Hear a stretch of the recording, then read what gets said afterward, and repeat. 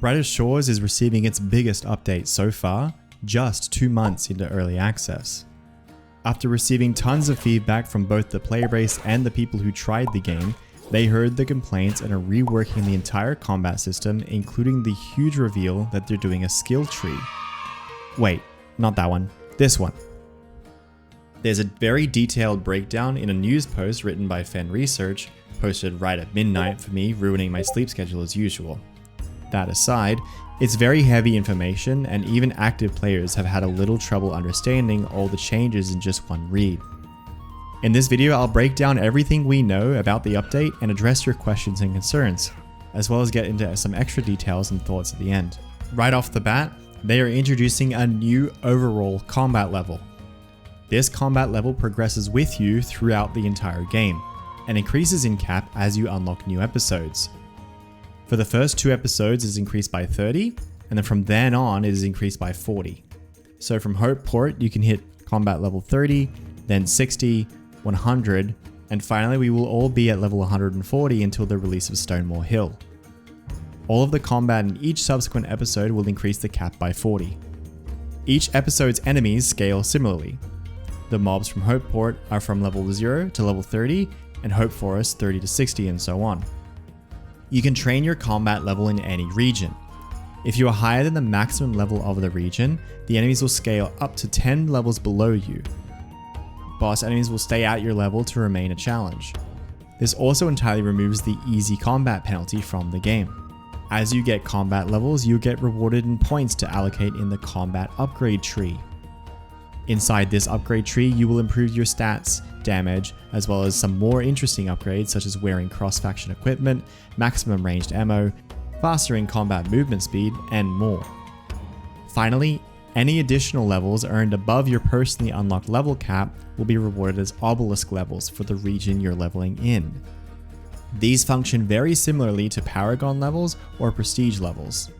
These obelisk levels allow you to put points into the respective obelisk upgrade tree.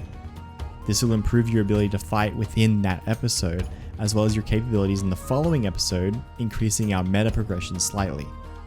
As you gain obelisk levels, you will continue to get stronger and can make the enemies stronger by unlocking higher tiered ones in the episode, similar to the current system.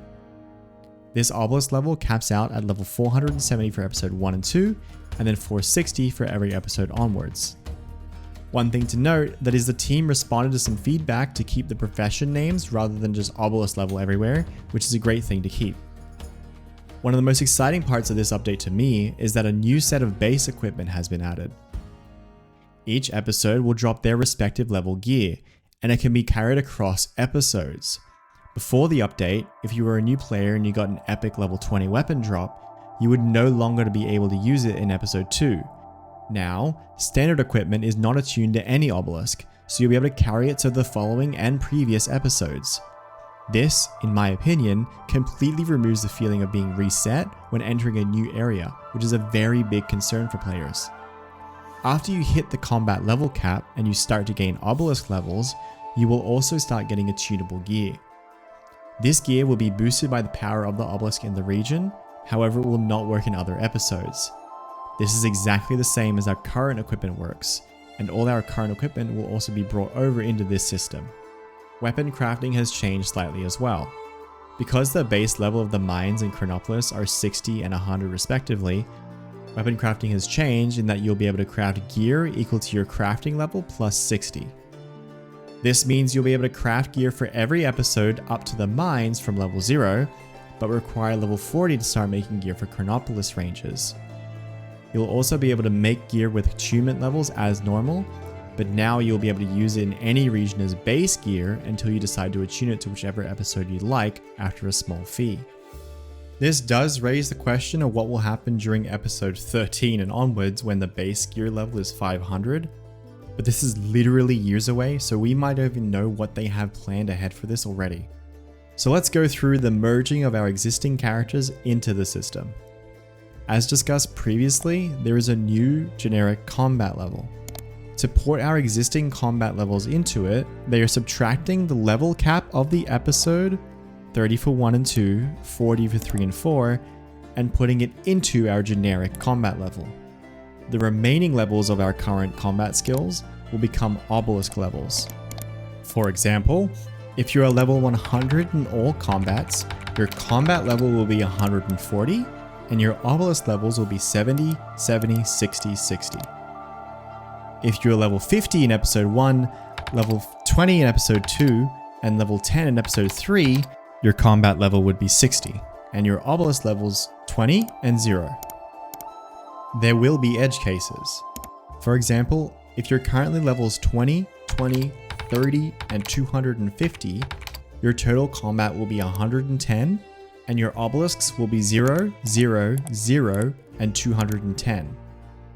This does not mean you have to go back to the other episodes to level up. It just means that your combat will start lower and you need to get it to 140 through any means before you can level up any more obelisks. Our equipment is also brought over to the new system, though it's much simpler to understand. Whatever the full level cap of the episode is the gear's base level cap, and anything beyond that is attunement level. A level 100 item in Hope Port will be level 30 base and level 70 attunement, and a level 100 item in Chronopolis will just be a level 100 item. We are unsure if this will remain attuned to a Chronopolis though. Now if any of this remains confusing for you, I've linked a calculator that I threw together for the community in the description, which you can make a copy of and put your own stats in to help make sense of it all. In my opinion, I think there's value in pushing for the caps for each episode on your account before the merge. It won't take long, it'll put you at maximum combat level, and your game is basically the same before and after the merge. Okay, so that covers the entire system. Overall, I genuinely believe this is fantastic changes, and beyond what many people thought would happen. A lot of people immediately thought they were simply deleting the skills or averaging them out, or other examples like this. Instead, we got an entire repackaging of the existing 500 levels to make 2 stages of relevant content for players at different stages of the game, progression and endgame. Yes, the levels are the same, but the presentation is completely different. By doing it this way, new players will no longer feel the pain of losing equipment when changing episodes, which remains to be one of the most prominent quit moments in the game. They will feel their character getting stronger and not being reset between the episodes. Yes, even though the difference is just being level 30 in Hope Forest with level 30 enemies versus Scout level 0 and level 0 enemies, that sense of continued progression will resonate with players. The upgrade trees give players agency with their decisions. Players will feel the impact in their world that they're engaging with more significantly and that their decisions matter, all of which points to a more fun and cohesive experience. Another problem that the obelisk upgrade trees tackle is that every episode's combat is identical. By giving us unique obelisk trees in each episode, leveling within the regions can be different. For example, the Scout combat in Hope Forest can offer more ranged options compared to what you will see in other regions. This is just the beginning of a system that can be expanded upon and also shows that the team is willing to make significant changes to their game based on player feedback. A game, which I'll remind people, is still in early access for this very reason. The combat update doesn't have a release date as of yet, but Andrew has stated since day one that this has been a very high priority. So far we've just got the news post. If I helped you understand this massive news post, like the video and subscribe to help get it out there for others. Let me know in the comments if you like the change or think they overcooked it. This is an engagement bait. I genuinely really want to hear what you guys think. Thanks for watching, and I'll see you next time.